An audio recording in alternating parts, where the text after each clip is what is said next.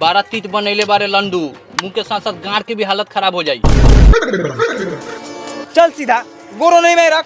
वाह कोनो खराब चीज है क्या रे? ऑन दाना है, ऑन दाना। ए लंडू तई का गोर पर पानी मारता चूतर मसाला लागेल ह। चुतर मसाला? ये कौन मसाला है रे? चूतर मसाला यानी गू हाक गाल छेराल। ए हट हट हट साला पीछे गू लगा के आल बनाना साले को होता न चुतर मसाला। साले गू चूतर से निकल रही तो चूतर मसाला ना कही तो मीट मसाला कही। साले गोर पर पानी मारा ना तो ठेला में लगा दे हम। नहीं रख, नहीं गोरो नहीं रख। हमार मार मार दहो। ई कहां लगा ले हरे चुतर मसाला? ए बहन चोदो सा के घर में सरकार लेटरिंगो बना देल बा, तहियो गार उठा के खेत में हकत रही।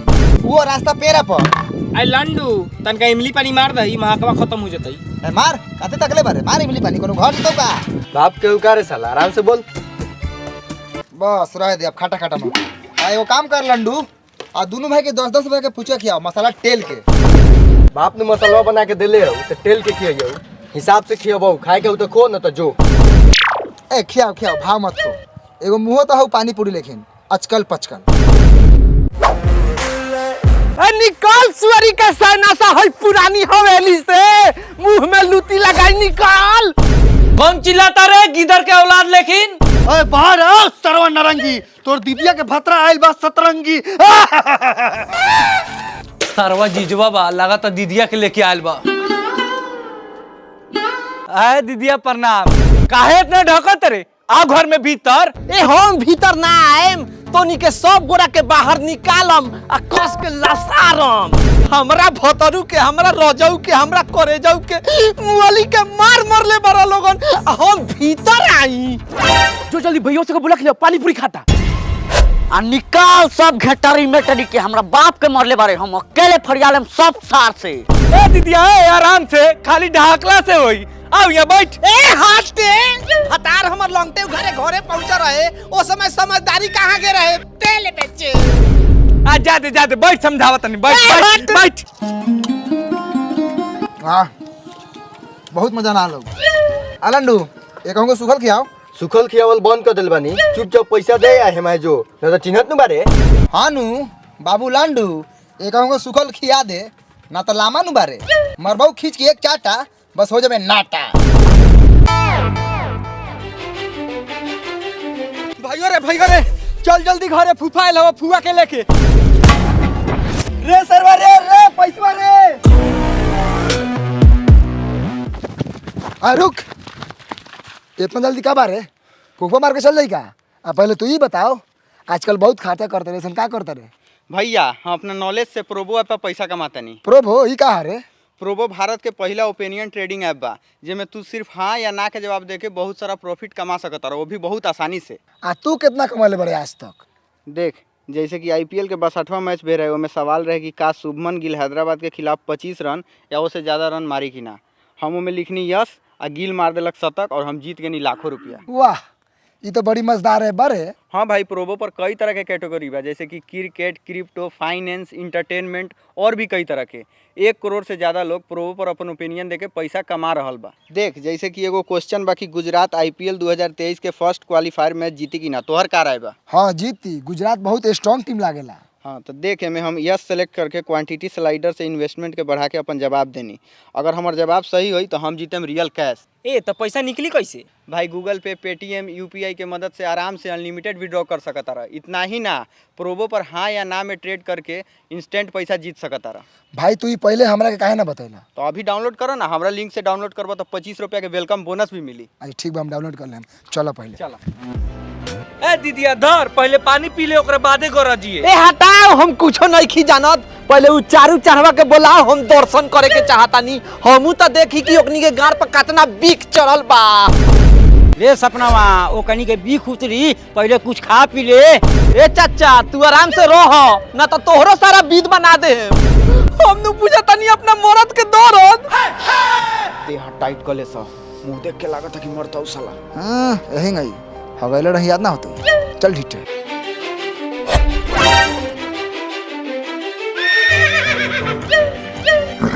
सपना रानी ये सरवा से कहले रहे हमरा पानी पानी मारी गिरा के और लेर पुटा भभका दी हम यही जब बैठल बानी। फूफा मरद लेकिन फरियादे कहो तो पिछवाड़ा चला ये सब लोग बा चल साला तू जा चल मुंह खदे के मारो चल। बीच में क्या सार ना आई सब सार के हम बाप अकेले देख ली। आ इलाज सपना रानी कराई हैं।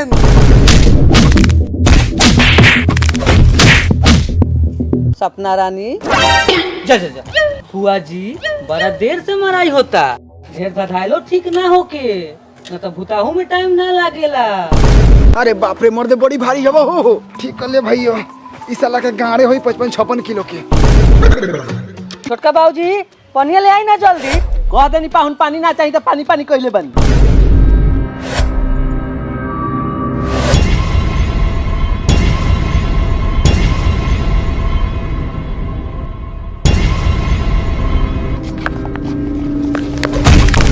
हाई ले फुआ समार फूफा के।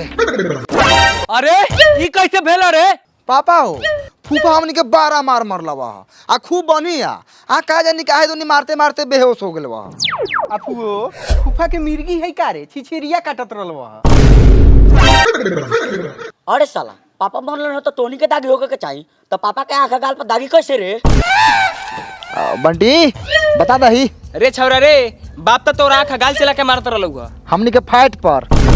चुप साला आंख गाल चला के तोरा फट में मरला ना चुतिया समझाता रे। ये चारों सारों मिल के फूफा को मारा है। साला 2 महीना से घर में बैठ के हराम के दाना खाता सुनत न बारे ई साला के बोली। अरे जीजा बहन चोद हमनी के मरनी ना दमाजी रहुआ ना जानी ले तो कथी बोली ले कथी। बाबा तू हटता ए देखे कर ले हमनी मरनी है देखे कर ले बार-बार साला ई बीच में बोलेला बार-बार। जा दे बू जा दे दमाजी बरन जा दे। जाए रो जाऊ जाए करे जाऊ केकरा सहारे छोड़ के चल गइला है दादा। हाँ तो देर कौन बात के बाद चलो लोगन बांस काटे पछाठी बनो। चल अरे बाहर से पछाटी का हुई हम तो जिंदा वाली। हमनी के फुकाहू में टाइम लगाई।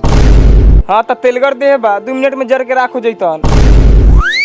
पिया जी भतीजवा सके मरनी है न खूब मन भर आँखा गाल से।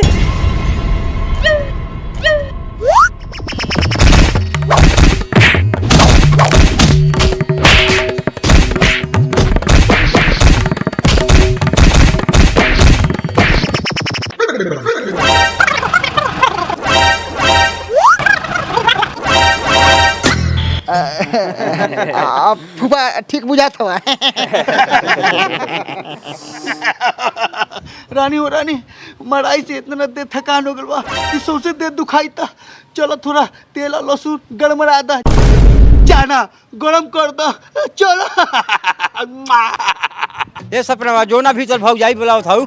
आई रहुआ भीतर हम तेल गरमा के रखा तनी। आई मेहमान कहाँ हो रहे भेजाई ना घर में मताई खाना निकाल के दे आओ। का है दे बैठल है अब तोरी बहन के 4-5 थप्पड़ में लगला खोप गीचे। कौन मराई मर रही है सोरे के सूत के सांस लेता। शुक्र मनाओ फूफा की मेहमान सांस लेता तो हमनी के मार से लोग पचाठी धले वाले। मेहमान ए मेहमान ए बुरी उठ जाके ठूस माई बुलावा तू खाना खाएला। साला देश से तो कोनो काम धंधा बाना हराम के खाए के बाद जेने मन कला कोने गाड़ी गाड़ चेर के सुत रहे के बाद। सर जी मंगावा कुछ खाए पिएला कि पिछला बेर लेकिन भूखे रखे के बा।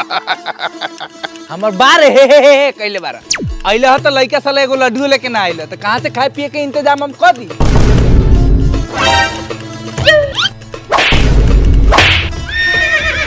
आइला 400 रुपया जाके 2 किलो मीट ले आवा। आज हम मीट के साथे भात खाएम। इस साला 400 रुपए कहाँ से ले ला खरे। चल बंटिया जिस महिला में खरे मुर्गी जो खा लिया चल चली का भैया आराम साले मुंह फाड़ दे।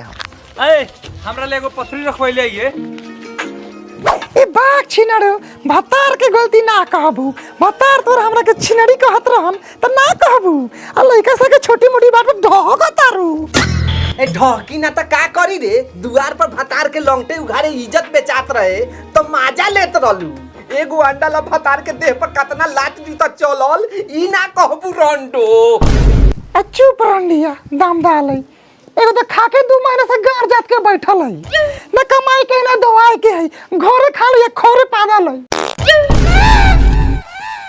का मम्मी जी फूफो जी के सामने इज्जत लेता नहीं दामाद आयल 2 साल 3 साल ना रहल त दामाद कथी के चल जाम त कहियो अइबो ना करो। ए जाई ना एगो तो हमरा वैसे मुंह लगावे के ना चाहिए एगो तो करिया मुंह बा गाड़ पे इतना घुमा। देखनी दीदी दामाद के चाल।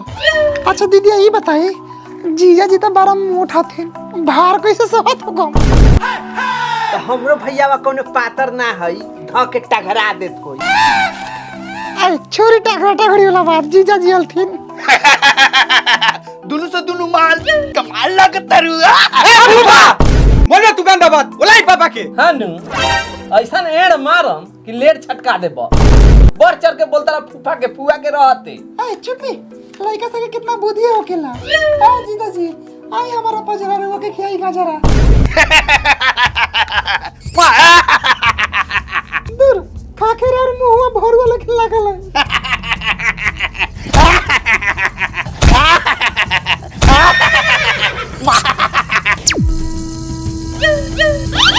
ए नारंगिया बहू आज रात के हमर अलगे बिछौना क दिए आज सुत तू यही चढ़ावा के ले।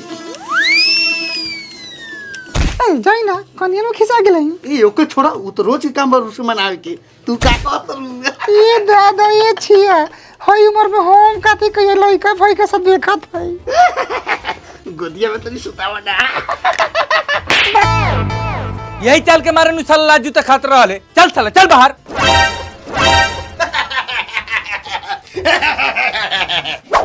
आज एकरी बहिन करा के इतना मीठ खाएम कि मीठ खा के मरे मरे हो जाए। ए भाई ए मुर्गा वाला हाथ तोरी बहन के ई तो इस महिला बा कारे साला टाटी मरई से सीधे टाइस में आ गेले। ए तो मुर्गा में कम रुपया है पानी तेल के बेची ले। घर से कहतनी साला हाई फाई दुकान के साथ एगो लामा चौड़ा मुर्गी फार्म खोले ले बा। इस्माइल और खारा मुर्गी कैसे चलत हो? हरा मुर्गी चलत तो नहीं खे लेकिन बैठल बा। सरवा दो गोलाई बतियाता रे। साला उठल बा कि बैठल बा तोरा से का मतलब अरे सीधे दाम पूछ। ए भाव बताओ कैसे बेचता रे? आज आधा किलो 250 ना 3 किलो ले के बाद 3 किलो। हट हट काट बस उतर साले काट बस साले काउंटर पर बैठला तो मार के पर्चा उड़ा दे। इस्माइल एगो काम कर और 2 खारा मुर्गी जोक दे। साला बड़ा हरामी बा इस्माइल। हम जो मंगर जैसे दिन पर देह पर झाड़ू चला दिलक। रे तेरी मीट मछली काटे वाला आदमी से नानू लगे कि एकनी से खूंखार होकर ले। साला जब घर में जाते नहीं तो बिलगा देता जब घर में जाते नहीं तो बिलगा देता है। इस साला के जीजा है कि जूजी है बुझाते नहीं के। तू जीजा ना हमर टेरका झाट हुआ आते 60 दिना घर में आ मेहरारू से ठेला ठेली चालू। हाँ तो सरोजिन से ठेला ठेली ना करी तो केकस करी साथ से। आज के बाद हमरा मेहरारू से मजाक ना करिया। हम केकरो मेहरारू से मजाक करे जाइले। हाँ तो करम मजाक हम तोरा के रोके जान तब नु हमर मेहरारू तोरा ला पीरी बा। आइला फूफा खारा मुर्गी खा। तूने के दुगलाई छोड़ाई सरऊ सपना रानी बाकबूर मर्दा बा फुआ से डरवावत हो।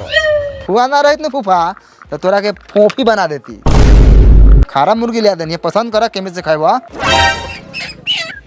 पापा हो सामने से मुर्गिया के मुड़िया हटाओ ना तो टुंगलिया के झाटवा के ठुट्टी कर दे तू। हट फूफा माने एकर बाप मतारी ना है तो एकर कोनो इज्जत ना है। का हो दलीदर लोग ले आला मिटवा। मेहमान मीट महंगा रहला खारा मुर्गी तोला लेनी 2 गो। ए चल सा हमनी के मिल के बनावल जाई। ए हइले सरवा के दे दई अकेले गीजी ये साला मीट खेला लाए रहेला। करे छौड़ा सा आज दिन त मंगर बा घर में मीट के खाई। जा ई त गरमरा गेल भले गड़बड़ा गेल। मंगर के मीट हम ना खाबो भैयो। हमू ना। अच्छा ना केहू खाई तो पोसाई पोसेला मुर्गी मंगाई कि खाएला। ए काहे ना पोसाई? जब घर में एगो करिया गधा पोसा सकता है तो 2 उजर मुर्गी काहे ना पोसाएगा? जो सर सब पानी रख के टोकरी में तो ठीक नहीं क्या हो समझाती बाबूजी झटेले लड़का सबके उ तो जेठ के घाम हमरा चेहरा के रौनक खा गेल न तो हमहू कोनो जमाना में तो का गोर रही। ए हमर बार रह जैसे कि हम जानते नहीं थी जरा लकड़ी के सिल्ली तो रह।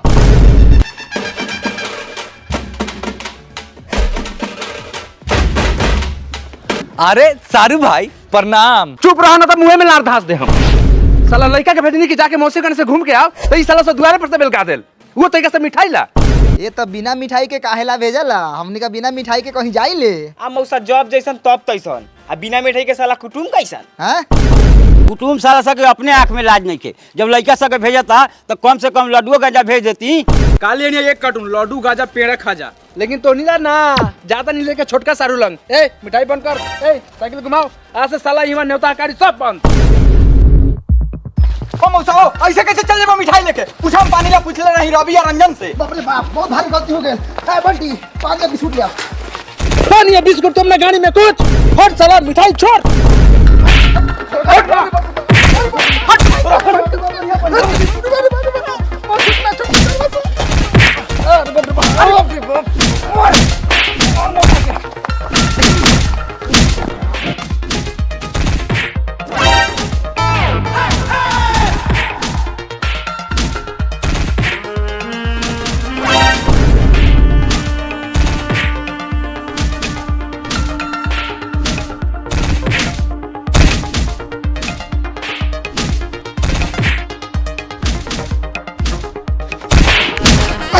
मिठाई छिना कर बड़ा घर में ढुकाओ। हाँ पकड़ शर्मा के मिठाई लेके भाग। आज सारू भाई ऐसे कैसे घर में घुस जेबा? तोरे दम घर में घुस जाए के। ठीक बा, हम अंदर ना जाए, लेकिन हम अंदर से बाहर मिठाई मंगावो न तो नीमन से बेजाय हो जाई। मौसा तू बेजाय कर, तोरा से निमनो तो ना होई। आ रहल बात मिठाई के, तैसन कोनो आत्मा कुटुम के गार में दम नहीं खे कि हमनी के द्वार पर से लियावर मिठाई वापस लेके चल जाए। पापा हो मिठाइया तो छिना गई, कहो ना खानो पानी खिला दे कम से कम। अच्छा ठीक बा, रउआ खुशी खुशी मिठाई रखू, लेकिन हमने तीनों बापूत ला खाना पीना के व्यवस्था कर दियो। हाँ तो ऐसे कहा ना मौसा, घर में खाना पीना के कमी बा। अच्छा ठीक बा, जो 3 प्लेट खाना करके ले आओ, हमने तीनों बापूत खाई सब। ए बताओ रे ससिया। मौसा एकरा कहे के मतलब बा कि घर में खाना पीना के कमी बा। अच्छा अच्छा उतर बंद कर। ए त जा मौसा, रोकला से कोनो फायदा हवा? सारू भाई कहाँ जाता नी? लड़का कहला का कि रुकला से तोरा कोनो फायदा होबा। छोड़ सरवा, हम की रोक देला तो हमने तीनों बापू तोरा द्वार पर हक मुद के लेप देम।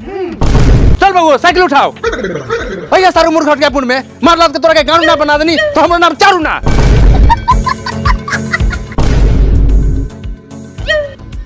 करे सरवा लड्डू खाता रे, कहाँ से अलऊ है? तोर बाप दिलन है सरऊ, हम घर से पैकेट में कस के लिया रहा नहीं हो। चुपचाप लड्डुआ दे दे, ना तो मरबाऊ चैली से तो हक देबे फैली से। ए खोज दीते लड्डुआ पे कोनो सरवा के नाम निकल बा। ऐ ससिया चिंता सरो से लड्डू। ऐसा लड्डू दे दो ना तो साले हाथवा के मोन मार के टूटता रह दे। लगा तो थारो ईटा चला के मारी।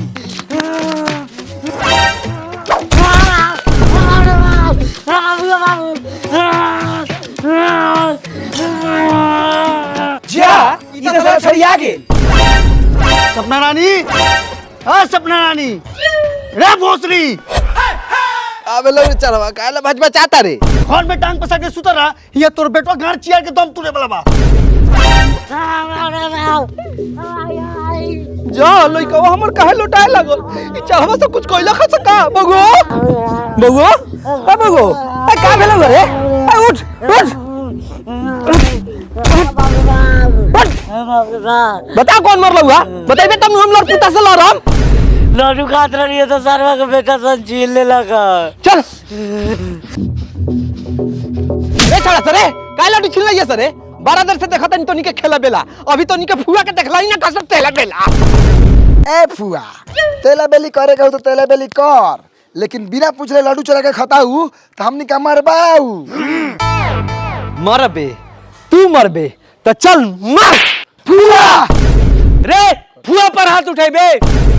भैया जब उठिए गल बा त केनहू बरसात आ।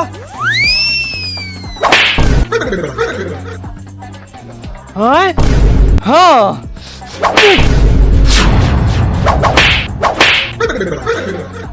अच्छा रे भोसरी ये हमर मुंह फुलाता आ तोर नोरा हाथ ओकनी को कोनो फर्क पड़ता। चाचा जी भतार हमर पिटाता ही ठीक होता, नैहर में ही चरवा से मुआ दे वो भतार के, हम बन जाई विधवा। अरे ये अगला आदमी क्या बोलेगा साला भरुआ? खड़ा होकर बेटा पुता से मार खिलवाता है। जिया साला दामाद बारे तो दामाद लेकर आ, न तो मार के फाड़ फूड़ देम।